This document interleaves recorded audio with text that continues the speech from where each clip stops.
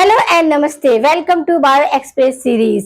Tension नहीं, तैयारी करें स्मार्ट तरीके से। Bio express 10 minute quick revision series in Hindi. इस सीरीज के अकॉर्डिंग आज हम टॉपिक लेकर आए हैं डिसऑर्डर्स। एंडोक्राइन ग्लैंड्स सभी को पता है, एंडोक्राइन सिस्टम में हम एंडोक्राइन और एक्सोक्राइन और मिक्स्ड, ये तीन तरीके की ग्लैंड को स्टडी करते हैं। अब इनसे क्या होता है, एंजाइम्स सीक्रेट होते हैं, हार्मोन सीक्रेट होते हैं। ये सारे एंजाइम और हार्मोन्स जो होते हैं वो हाई क्वांटिटी में होंगे तो हमें क्या लॉस होगा, और कम क्वांटिटी में होंगे तो क्या लॉस होगा, यानी कि एक तरह से डिसऑर्डर ऑफ एंडोक्राइन ग्लैंड्स। तो आज हमारे टॉपिक का नाम है डिसऑर्डर ऑफ एंडोक्राइन ग्लैंड्स। तो हम डिफरेंट एंडोक्राइन ग्लैंड का डिसऑर्डर्स देखेंगे कि अगर हाइपर सिक्रेशन हुआ तो रिजल्ट क्या होता है, हाइपर सिक्रेशन हुआ तो रिजल्ट क्या होता है, एडल्ट में क्या हो रहा है, चाइल्ड में क्या हो रहा है। क्यों? क्योंकि हार्मोन्स जो हैं वो age to age, according to age क्या होती है, डिफरेंट सीक्रेट होते हैं और उनसे बिलोंगिंग होते हैं। ये तो सभी को पता है कि आपको जो बायोमोलिक्यूल्स है इसमें different types of amino acid है, प्रोटीन है, ये सब के सब आते हैं। ये सब क्या है आपके, एक तरह से आपके large molecule of carbon, hydrogen and oxygen, इनका ही आपका लार्ज फॉर्म होता है। तो हम देखेंगे, अपने टॉपिक पे आते हैं डिसऑर्डर ऑफ एंडोक्राइन ग्लैंड। क्या है डिसऑर्डर ऑफ एंडोक्राइन ग्लैंड? तो यहाँ पर हम कुछ बातें देखते हैं। फर्स्ट हार्मोन हमारा कौन सा डिस्कवर हुआ? फर्स्ट हार्मोन हुआ है आपका सीक्रेटिन। कौन सा हुआ है? सीक्रेटिन हुआ है। किस साइंटिस्ट ने दिया है इसे? स्टार्लिंग एंड बायलिसिस, ये आपके साइंटिस्ट थे जिन्होंने आपका फर्स्ट हार्मोन डिस्कवर किया है। फर्स्ट हार्मोन का नाम क्या है? सीक्रेटिन। फिर आता है फादर ऑफ इंडोक्राइनोलॉजी। इंडोक्राइनोलॉजी के फादर कौन है? तो थॉमसन एडिशन है। कौन है? Thomson Addison. अब फर्स्ट एंडोक्राइन डिसीज या डिसऑर्डर कौन सा हमने डिस्कवर किया? तो फर्स्ट एंडोक्राइन डिसऑर्डर भी हमारा क्या है? एडिशन डिसीज है, जो किससे में होता है? आपके एड्रीनल कॉर्टेक्स में। एड्रीनल ग्लैंड्स के टू पार्ट याद है ना, एड्रीनल कॉर्टेक्स और adrenal medulla.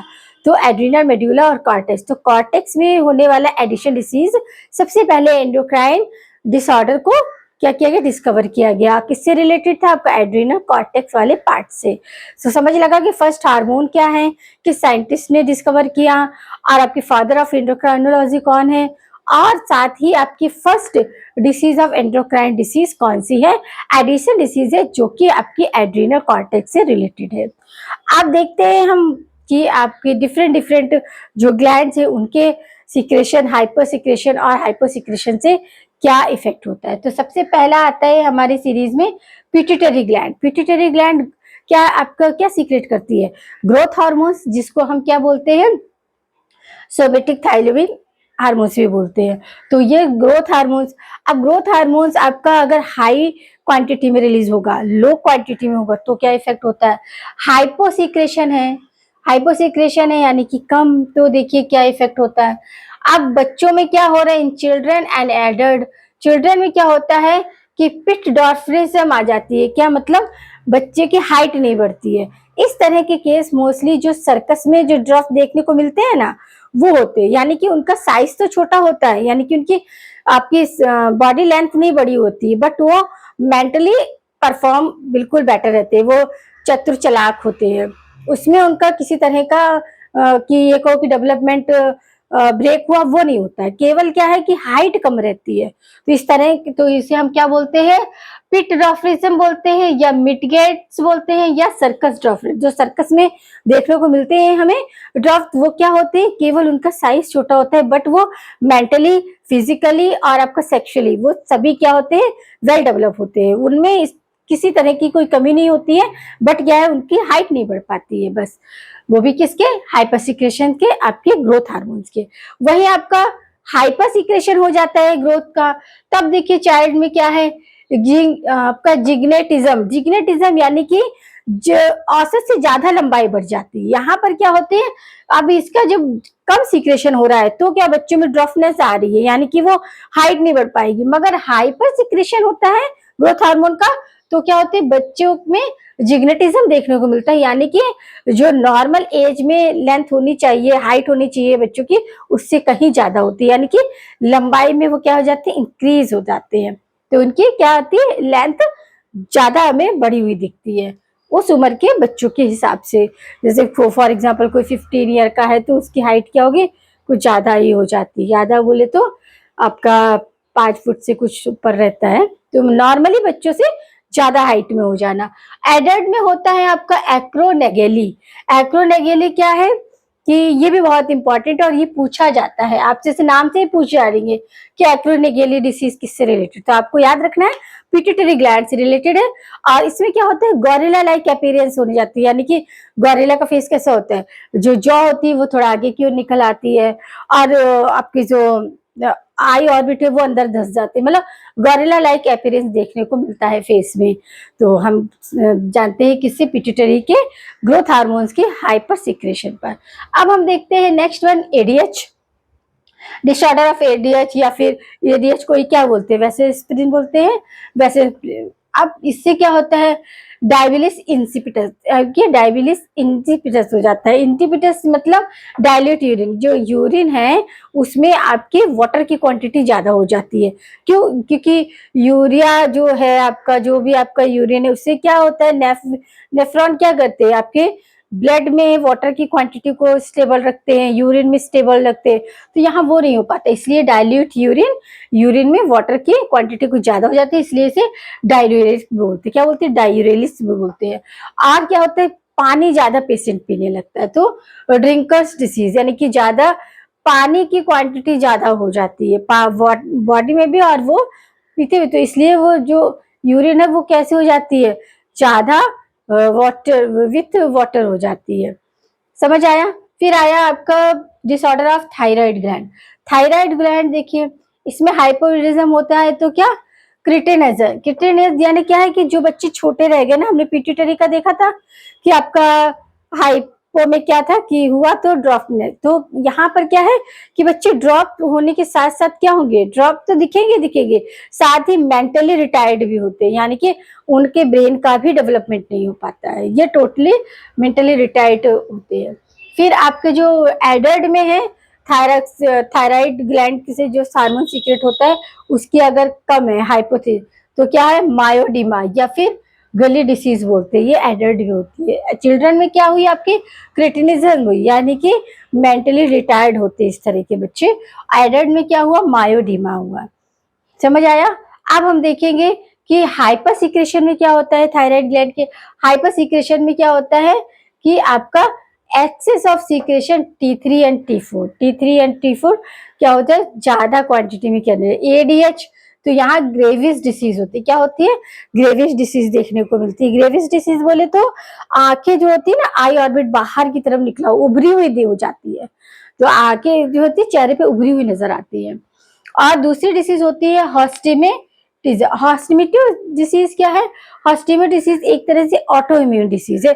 Auto immune disease क्या होता है कि हमारी जो इम्यून सिस्टम की जो हमारी सेल्स होती है, डिफेंस सेल्स होती है, वो खुद ही अपने सेल्स को डिस्ट्रॉय करना स्टार्ट कर देती है, तो वो ऑटो इम्यून होती है।